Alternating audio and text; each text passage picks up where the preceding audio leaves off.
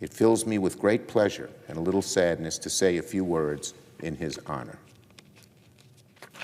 Even every now and then you get to work with someone who reminds us that politics, just like practically all other pursuits in life, is deceivingly simple. It's about relationships, about strong partnerships, about strong beliefs, and it takes having good friends in this place to get difficult things done. So today I wish to pay tribute to a very dear friend, one of my closest friends in the Senate. Even when we disagreed, we stayed friendly and stayed good friends. And of course, a longtime colleague, Senator Joe Manchin of West Virginia. Now, on the surface, Joe Manchin and Chuck Schumer will appear to have little in common. For one, Joe was born in Farmington, West Virginia, a coal mining town of around 400 people. I was, of course, born in Brooklyn, where you can walk past 400 people before breakfast. Joe's family on his father's side traces their lineage to the hilly enclaves of the Calabria region of Italy. Much of my family, meanwhile, comes from Galicia in modern-day Ukraine. And while Joe got a scholarship to play football at West Virginia University, he was going to be a great star until he was injured. I was cut from the college basketball team on day one.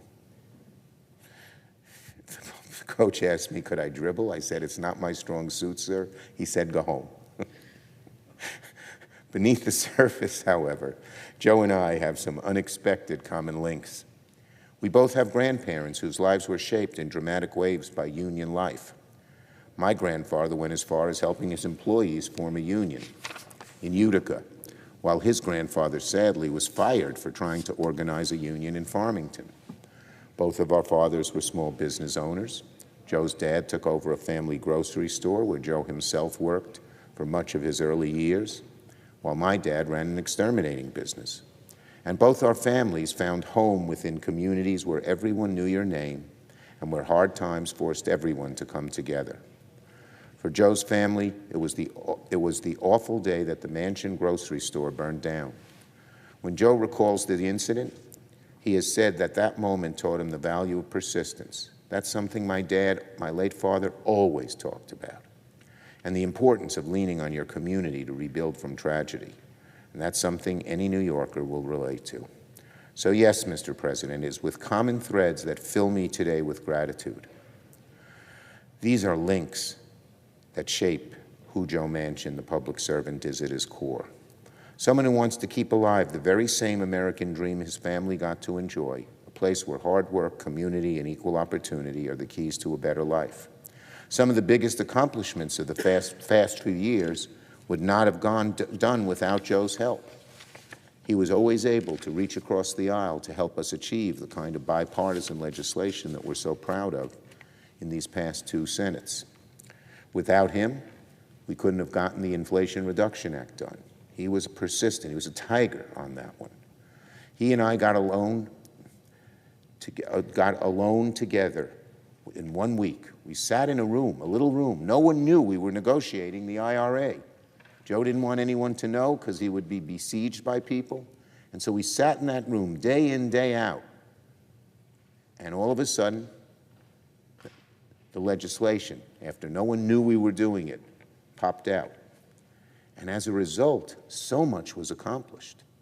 We made historic strides towards climate change in a very positive way, tax breaks, to help clean energy evolve, and it's grown beyond what either of us thought. This was the first major legislation in decades that lowered the cost of prescription drugs.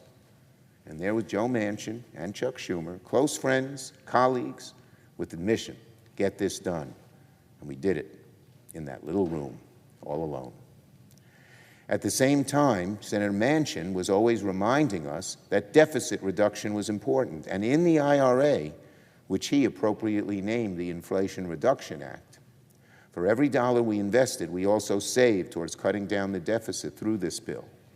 Very few pieces of legislation, major pieces, have ever done that, but to Joe's great credit, the IRA did. Joe was also an important player on a number of other key bipartisan wins, like gun safety bill and infrastructure legislation.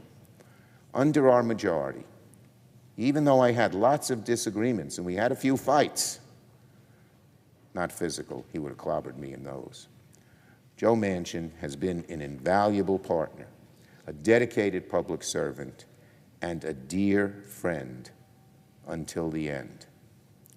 Joe and I didn't disagree on, of course, Joe and I didn't agree on everything. After all, who here thinks that New York and West Virginia agree all the time? But despite these disagreements, what mattered was this. What matters was this. No matter the issue, I always knew that Joe would be true to who he was, to put the people of West Virginia first, and to seek consensus even if there was just a shred of an opportunity, and he was so persistent at it. And that's why he was as successful as he was. These things I will always cherish about serving with the senator from West Virginia. But we were just close friends, aside from politics. We talked to each other all the time. We each knew each other's phone numbers by heart. That 304 number popped up on my phone more than just about any other. And we had some great times together. Some of the happiest times I've had in the Senate were on Joe Manchin's boat. He would bring in great Italian food, and then he'd turn on his sound system, and we'd all be singing, Democrats and Republicans, hits from the 50s, 60s, 70s. Joe would just play the first 2 or 3 notes, and then we'd have to guess what the song was. We were both pretty good at it. And what great times they were. Joe's the kind of friend who breaks the tension with a sudden joke, the kind of colleague who breaks gridlock with a helping hand, and the kind of public servant who breaks cynicism by reminding everyone that what we do here, we do for the people back home. So, Joe, thank you for the many good years of partnership in this chamber. As you know, I tried to recruit you successfully when you first ran, and you've had great service to our country since then. And I hope you don't regret that I recruited you and you came here. I'm sure you don't, because you've done so much and made so many good friends. Joe, thank you for all you've done serving our country, serving the people of West Virginia.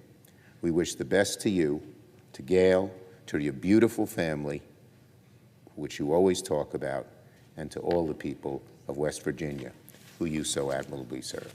I yield the floor.